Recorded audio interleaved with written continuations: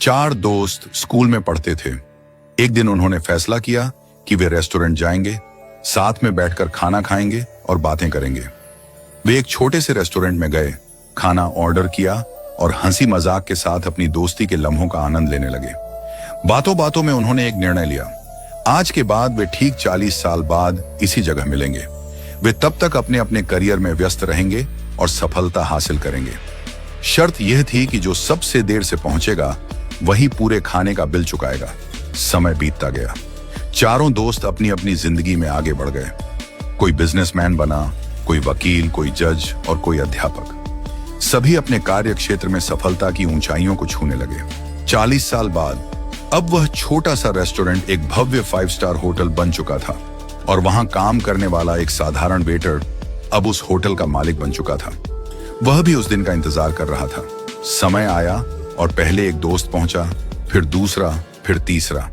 वे एक दूसरे से मिलकर बेहद खुश हुए, लेकिन चौथा दोस्त अभी तक नहीं आया था। थोड़ी देर बाद होटल के रिसेप्शन पर फोन आया।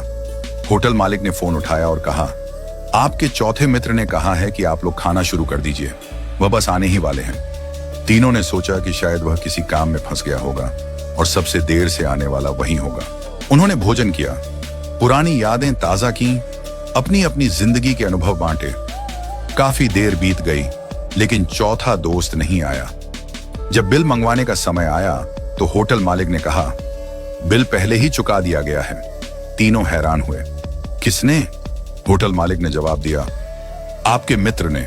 थोड़ी देर बाद जब वे जाने लगे तभी होटल के बाहर एक सरकारी गाड़ी आकर रुकी। गाड़ी से शहर के कलेक्टर उतरे। कलेक्टर ने तीनों दोस्तों के पैर छुए और कहा, अंकल नमस्ते। तीनों हैरान रह गए। ये कौन है और हमारे पैर क्यों छू रहा है? कलेक्टर ने नम आंखों से कहा, मैं आपके चौथे मित्र का बेटा हूं। तीनों अवाक रह गए। कलेक्टर ने बताया, मेरे पिता ने आप सबसे मिलने का सपना देखा था। वे बचपन से ही इस दिन का इंतजार कर रहे थे, लेकिन 2 महीने पहले कैंसर से उनका निधन हो गया।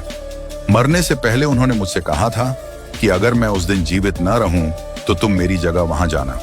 उन्होंने कहा था, मैं सबसे ज्यादा देर से आऊंगा, इसलिए बिल भी मैं ही चुकाऊंगा।